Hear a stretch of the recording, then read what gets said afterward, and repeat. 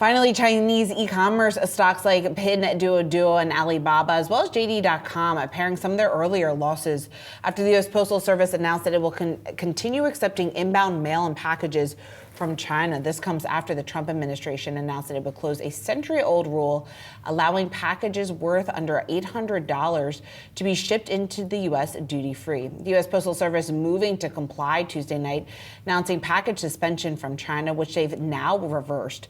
Let's talk about all this and more. We have Yahoo Finance senior reporter Jordan Weissmann. Hi, Jordan. Hey, thanks for having me. Jordan, let's talk about ultimately what this means. The fact that we saw such a quick reversal. Mm-hmm. What type of uncertainty does that introduce? And I guess how should consumers then be looking at the developments here of the last 48 hours?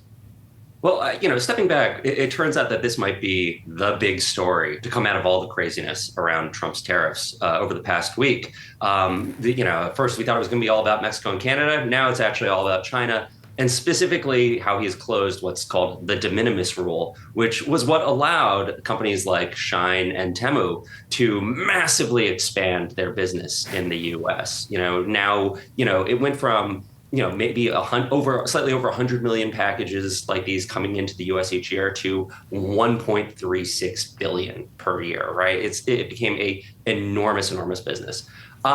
The U.S. Postal Service, it is obviously struggling to figure out how it's going to comply with the end of this rule, because it has to now inspect all these packages. You need manpower to do that. It's a huge challenge. And at first they just said, no, we're not going to allow anything in. Now, clearly they think that may have been an overreaction. We'll see how they adjust. But people are watching that carefully.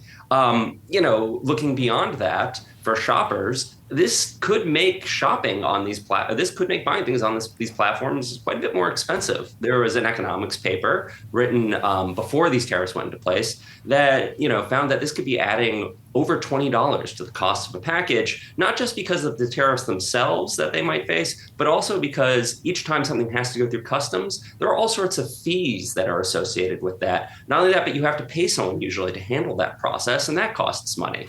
So this could put a huge dent in Shein and Temu's business and maybe change the way people are shopping at the moment.